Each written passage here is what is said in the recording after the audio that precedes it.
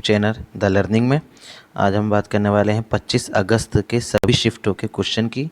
Railway group D 2022 में जो आए हुए हैं 25 अगस्त की सेकंड और थर्ड शिफ्ट में जो एग्ज़ाम का लेवल है थोड़ा इजी टू मॉडरेट हुआ है, इसलिए उस शिफ्ट में क्वेश्चन अच्छे लेवल के क्वेश्चन आए हैं जो कि रिपीट होने के चांस ज़्यादा हैं। तो 25 अगस्त के जितने भी क्वेश्चन हैं उनमें से लगभग 50 प्लस क्वेश्चन मैं आपके सामने इस वीडियो में लाया हूँ। आपसे यही विनती है कि आप इस वीडियो को पूरा देखें क्योंकि इन क्वेश्चन के रिपीट होने के चांस काफ़ी हद तक बहुत ज़्यादा हैं। अब हम चलते हैं अपने पहले क्वेश्चन की तरफ। तो पहला क्वेश्चन है हमारा, राष्ट्रीय आपातकाल का प्रावधान किस अनुच्छेद में है? तो इसका आंसर होगा अनुच्छेद 352। कैबिनेट की लिखित सिफारिश के आधार पर ही राष्ट्रपति निम्न 3 आधार पर राष्ट्रीय आपातकाल लगा सकते हैं। ऐसा नहीं है कि जब राष्ट्रपति का मन होगा तभी वे राष्ट्रीय आपातकाल लगा सकते हैं, बल्कि राष्ट्रीय आपातकाल लगाने के लिए कैबिनेट की लिखित सिफारिश की आवश्यकता होती है और 3 आधार होने चाहिए जिसके ऊपर लगा सकते हैं। या तो युद्ध होने का खतरा हो, या भारी आक्रमण या सशस्त्र विद्रोह का खतरा हो। ऐसी स्थिति में ही राष्ट्रीय आपातकाल नेशनल इमरजेंसी लगाई जा सकती है। अगर हम बात करें नेशनल इमरजेंसी के संबंध में, तो ये जो बिल होता है वो 1 महीने में संसद के दोनों सदनों में विशेष बहुमत से पारित हो जाना चाहिए। और इसकी एक क्वेश्चन ये आता है कि नेशनल इमरजेंसी की जो टाइम पीरियड होता है कितने टाइम तक लगा रहता है। तो इसके रिलेटेड ये है कि प्रत्येक 6 महीने बाद 6 महीने तक इसे बढ़ाया जा सकता है और इस प्रकार इसे अनिश्चित काल तक बढ़ाया जा सकता है। और अगर बात करें कि अब तक भारत में 3 बार राष्ट्रीय आपातकाल लग चुका है, कौन कौन से? सबसे पहले 1962 में इंडिया चाइना वॉर, 1971 में इंडिया पाकिस्तान वॉर एंड 1977 में इंटरनल डिस्टर्बेंस के कारण अब तक 3 बार नेशनल इमरजेंसी लग चुकी है। इससे भी क्वेश्चन आ सकता है अगली शिफ्टों में। अगले क्वेश्चन की तरफ से क्वेश्चन 2 है कि नाबार्ड की फुल फॉर्म क्या है? National bank for agriculture rural and development NABARD की फुल फॉर्म होती है। इसकी स्थापना 12 जुलाई 1982 को हुई। नाबार्ड का मुख्यालय मुंबई महाराष्ट्र में है और नाबार्ड के वर्तमान अध्यक्ष डॉक्टर GR चिंतला हैं। ये चीज़ आपको ध्यान रखनी है। अगला क्वेश्चन की तरफ क्वेश्चन नंबर 3, आर्टिकल 53 किससे संबंधित है? 53, तो आर्टिकल 53 के तहत जो राष्ट्रपति हेड ऑफ यूनियन एग्जीक्यूटिव होते हैं, कार्यकारी प्रमुख होते हैं। इसके अलावा और भी आर्टिकल आपको याद रखना है राष्ट्रपति के संबंध में, जैसे 79, 108, 123। 79 के अकॉर्डिंग क्या कहते हैं? राष्ट्रपति संसद का एक अभिन्न अंग होते हैं, लेकिन वे संसद का सदस्य नहीं होते हैं। ये क्वेश्चन आ सकता है, बहुत इंपॉर्टेंट है। 108 में संयुक्त बैठक का प्रावधान है और 123 में अध्यादेश जारी करने की शक्ति राष्ट्रपति को दी गई है। क्वेश्चन नंबर 4 की बात करते हैं, एल्यूमिनियम का अयस्क। एक क्वेश्चन आया था कि एल्यूमिनियम कौन सा अयस्क है, इसलिए मैंने चारों अयस्क ले लिए। ये पहला अयस्क होता, सॉरी इसमें थोड़ी मिसप्रिंटिंग है। पहला अयस्क है आपका बॉक्साइट, ये है आपका बॉक्साइट,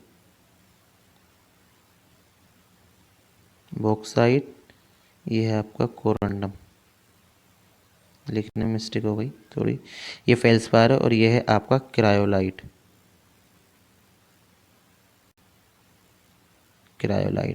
तो जो बॉक्साइट होता है वो एल्यूमिनियम का अयस्क होता है। इसका सूत्र होता है आपका Al2O3 2s2। अगर कोरंडम की बात करें Al2O3, फेल्सपार की बात करें KAlSi3O3 एंड क्रायोलाइट Na3AlF6 होता है। अगले क्वेश्चन की तरफ चलते हैं। क्वेश्चन नंबर 5 आया कि आरबीसी का निर्माण कहाँ होता है? तो आरबीसी रेड ब्लड सेल जो होती है उसका निर्माण कहाँ होता है? तो आरबीसी का निर्माण अस्थिमज्जा में होता है तथा इसकी मृत्यु यकृत और प्लीहा में होती है। आरबीसी का जीवन काल 20 से 120 दिन का होता है और आरबीसी का जो कार्य होता है O2 और CO2 का संवहन करना होता है हमारे शरीर के अंदर। आरबीसी में केंद्रक नहीं होता, जबकि इसका जो है ऊँट और लामा के आरबीसी में केंद्रक होता है। ठीक है। इसके अलावा एक WBC होती है, वाइट ब्लड सेल। इसका कार्य क्या होता है? रोगों से प्रतिरक्षा करना हमारे शरीर की। अब चलते हैं छठा क्वेश्चन है आपका, मिस यूनिवर्स डिवाइन 2022 कौन बनी?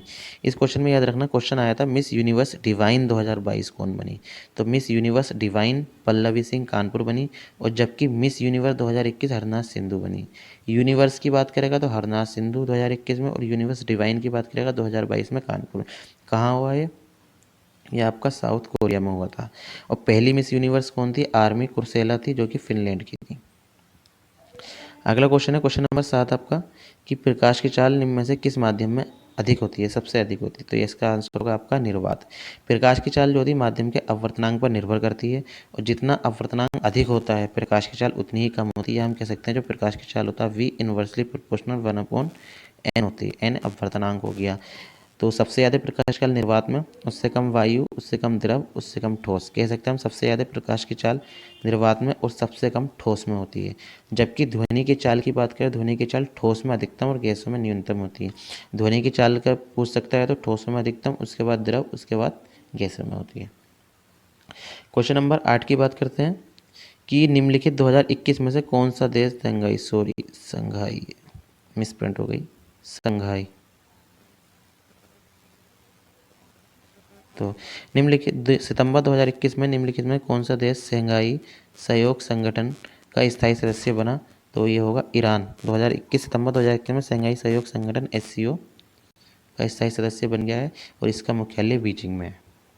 अगला क्वेश्चन है आपका, सत्यशोधक समाज किसके द्वारा स्थापित किया गया? तो सत्यशोधक समाज जो होता है ज्योतिबा फुले के द्वारा 1873 ईस्वी में महाराष्ट्र में स्थापित किया गया है। इसके अलावा आर्य समाज की स्थापना दयानंद सरस्वती 1875 एंड बिरहा समाज की स्थापना राजा राम मोहन राय ने की है। क्वेश्चन नंबर 10, प्रस्तावना में 3 शब्द धर्मनिरपेक्षता, समाजवाद और अखंडता किस संविधान संशोधन अधिनियम द्वारा जोड़े गए? तो इसका आंसर होगा 42वें संविधान संशोधन अधिनियम 1976 द्वारा प्रस्तावना में 3 शब्द धर्मनिरपेक्ष, समाजवाद और अखंडता जोड़े गए थे। इसे ही लघु संविधान भी कहा जाता है। और 42वें संविधान संशोधन अधिनियम ही द्वारा हमारे संविधान में फंडामेंटल ड्यूटीज़, जिन्हें मौलिक कर्तव्य कहते हैं, को जोड़ा गया था। ये बात आप ध्यान रखेंगे। अगले क्वेश्चन की चलते हैं। क्वेश्चन नंबर 11, किसकी संयोजकता शून्य होती है? तो अक्रिय गैसों की संयोजकता शून्य होती है। अक्रिय गैसों में आपका हीलियम, जिसका atomic number 2, neon 10, argon 18, krypton 36, xenon 54 and radon 86, ये कुछ अक्रिय गैसें हैं। इनकी संयोजकता शून्य होती है। इनकी वैलेंसी पूरी होती है, ना ये एक इलेक्ट्रॉन ले सकते हैं ना ये इलेक्ट्रॉन दे सकते हैं। क्वेश्चन नंबर 12, काल बैसाखी उत्सव कहाँ मनाया जाता है? तो काल बैसाखी उत्सव कहाँ मनाया जाता है? पंजाब में मनाया जाता है। अब पंजाब के संबंध में आप याद रखेंगे, काल बैसाखी उत्सव पंजाब में मनाया जाता है और पंजाब के 17वें मुख्यमंत्री कौन बने हैं? भगवत मान बने हैं, जो कि गैर सरकारी और गैर अकाली दल के नेता हैं। ठीक है। अगला क्वेश्चन नंबर 13, निम्नलिखित में कौन सा हेलोजन गैसें हैं? तो कौन सी हेलोजन गैसें याद रखना, आवर्त सारणी के वर्ग 17 में स्थित कुल 5 तत्वों को ही हेलोजन कहते हैं। फ्लोरीन, क्लोरीन, ब्रोमीन, आयोडीन, एसोनिक एस। फ्लोरीन का हो गया आपका 9 atomic mass, chlorine 17, Br 35, I 53 and S 85 होता है। ये हेलोजन गैसें होती हैं 5।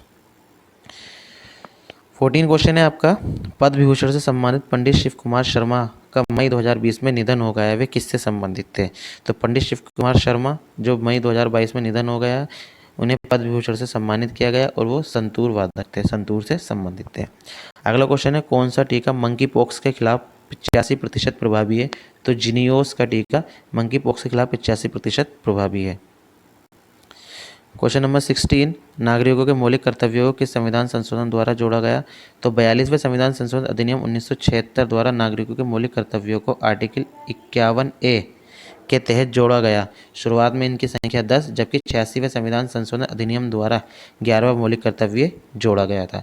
इससे क्वेश्चन एक और आ सकता है कि किस समिति के आधार पर जोड़ा गया? तो याद रखना, स्वर्ण सिंह समिति, एक समिति बनाई थी स्वर्ण सिंह समिति, जिसके अध्यक्ष स्वर्ण थे। उनके उस समिति की सिफारिशों के आधार पर ही भारतीय संविधान में फंडामेंटल कर्तव्य यानी फंडामेंटल ड्यूटीज़ मौलिक कर्तव्यों को जोड़ा गया था। अगले क्वेश्चन की तरफ चलते हैं। भारत में गेहूं का सबसे बड़ा उत्पादक राज्य कौन है? तो उत्तर प्रदेश है। गेहूं का सबसे बड़ा राज्य उत्तर प्रदेश है, जबकि उत्पादकता में पंजाब है। उत्पादकता इसमें याद रखना, मतलब उत्पादन जो होता है उत्तर प्रदेश में ज़्यादा होता है, लेकिन उत्पादकता मतलब कि एक निश्चित भूमि के अंदर उत्तर सबसे ज़्यादा गेहूं किस राज्य की भूमि में उत्पादित किया होता है? तो वो होता है पंजाब में। चाय के मामले में असम है और दालों के मामले में मध्य प्रदेश प्रथम स्थान पर है। क्वेश्चन नंबर 18, 10वीं अनुसूची किस संविधान संशोधन अधिनियम द्वारा जोड़ी गई थी? तो 10वीं अनुसूची को संविधान में 52वां संविधान संशोधन अधिनियम 1985 द्वारा जोड़ा गया था। जो कि 10वीं अनुसूची किससे, दल बदल निषेध कानून से संबंधित है। असल में प्रारंभ में संविधान में 8 अनुसूचियां थी, लेकिन वर्तमान में संविधान में 12 अनुसूचियां हैं। तो आपको पता होना चाहिए कौन सी अनुसूची किस संविधान संशोधन अधिनियम के द्वारा जोड़ी गई थी और वो किससे संबंधित है। 9वीं अनुसूची जो थी आपकी पहले संविधान संशोधन अधिनियम 1951 द्वारा जोड़ी गई थी, और 10वीं अनुसूची 52वां संविधान संशोधन अधिनियम द्वारा, और 11वीं अनुसूची 73वां संविधान संशोधन अधिनियम, और 12वीं अनुसूची 74वां संविधान संशोधन अधिनियम 1992 द्वारा जोड़ी गई थी। अगर हम बात करें 11वीं अनुसूची पंचायतों से संबंधित, 12वीं अनुसूची नगर पालिका से संबंधित है, 10वीं अनुसूची दल बदल कानून से संबंधित है, जबकि 9वीं अनुसूची कानून को संरक्षण देती है। इसका मतलब यह है अगर कोई भी कानून आप बनाकर 9वीं अनुसूची में डाल सकते हैं तो उसकी न्यायिक समीक्षा नहीं की जा सकती किसी भी आधार पर। 19वां क्वेश्चन है, अमोनिया गैस बनाने की हेबर विधि निम्नलिखित में किस उत्प्रेरक का प्रयोग किया जाता है हेबर विधि में। तो लोहे का चूड़ का उत्प्रेरक के रूप में अमोनिया गैस बनाने की हेबर विधि में प्रयोग किया जाता है। इसी प्रकार वनस्पति तेलों से कृत्रिम घी में निकिल सल्फ्यूरिक अम्ल बनाने की संपर्क विधि में प्लेटिनम का चूड़, एल्कोहल से हीटर बनाने में गर्म एल्यूमिनियम एंड क्लोरीन की डीकन विधि बनाने में क्यूप्रिक क्लोराइड का प्रयोग उत्प्रेरक के रूप में किया जाता है। क्वेश्चन नंबर 20 पे चलते हैं कि अनुच्छेद 266 यानी 266 किससे संबंधित है। तो अनुच्छेद 266 जो है आपकी भारत की संचित निधि से संबंधित है। अगर हम बात करें भारत का सार्वजनिक लेखा 266(2), भारत की आकस्मिक निधि 267(1) से संबंधित है। आर्टिकल 21 की बात करें, राष्ट्रीय मतदाता दिवस कब मनाया जाता है। तो 25 जनवरी को राष्ट्रीय मतदाता दिवस मनाया जाता है और पहली बार इसे 2011 में मनाया गया था। 2021 की थीम आप याद रख सकते हैं कि हमारे मतदाताओं को सशस्त्र, सतर्क, सुरक्षित और जागरूक बनाना। ये 2021 के राष्ट्रीय मतदाता दिवस की थीम है। क्या है, हमारे मतदाताओं को सशस्त्र, सतर्क, सुरक्षित और जागरूक बनाना है। अगले क्वेश्चन पर चलते हैं, क्वेश्चन नंबर 22 कि दादा साहब फाल्के अंतर्राष्ट्रीय फिल्म महोत्सव 2022 से किसे सम्मानित किया गया। तो दादा साहब फाल्के अंतर्राष्ट्रीय फिल्म महोत्सव 2022 जो पुरस्कार है वो आशा पारेख को मिला है, जबकि 2021 धर्मेंद्र को दिया गया था, धर्मेंद्र सिंह को 2021 में। 23वां क्वेश्चन है, 10 वोल्ट विभवांतर वाले दो बिंदुओं पर 3 कूलाम के आवेश को स्थानांतरित करने में किया गया कार्य है। तो हम जानते हैं कार्य बराबर विभवांतर इंटू आवेश होता, तो W बराबर V इंटू क्यू। 10 विभवांतर है और आपका 3 कूलाम है, तो 10 इंटू 30 हो जाएगा, W बराबर 30 जूल कार्य करना पड़ेगा। क्वेश्चन नंबर 24, निम्नलिखित में से किसे मास्टर ग्रंथि कहा जाता है। तो पीयूष ग्रंथि को मास्टर ग्रंथि कहा जाता है। अम्लीय प्रबलता का बढ़ता हुआ क्रम कौन सा है। तो अम्लीय प्रबलता का बढ़ता हुआ क्रम HF, HCl, HBr, HI, ये बढ़ता हुआ क्रम है। सबसे ज़्यादा HI होगा और सबसे कम HF अम्लीय प्रबलता का बढ़ता हुआ क्रम है। अगला क्वेश्चन है आपका, कवक यानी फंगी के द्वारा होने वाले रोग कौन सा है। तो इसकी एक ट्रिक याद रखना आप छोटी सी है कि गंजा दमात खाए फ्रूट, गंजा से गंजापन, दमात से दमा और दाद, और खाए से खाज, और फ्रूट से एथलीट फूट नामक रोग कवक के द्वारा होते हैं। ये 5 रोग, ठीक है। अगला क्वेश्चन है आपका, विश्व व्यापार संगठन का मुख्यालय कहाँ स्थित है। तो विश्व व्यापार संगठन यानी वर्ल्ड ट्रेड ऑर्गेनाइजेशन विश्व व्यापार संगठन का मुख्यालय जेनेवा स्विट्जरलैंड में स्थित है। इसकी स्थापना 1 जनवरी 1995 में की गई थी। एक प्रकाश वर्ष में कितने मीटर होते हैं। तो एक प्रकाश वर्ष में 9.6 × 10⁻15 मीटर होते हैं, जबकि एक पारसेक में 3.26 प्रकाश वर्ष होते हैं। सबसे बड़ी जो इकाई होती है वो पारसेक होती है लंबाई की, उससे छोटी प्रकाश वर्ष होती है।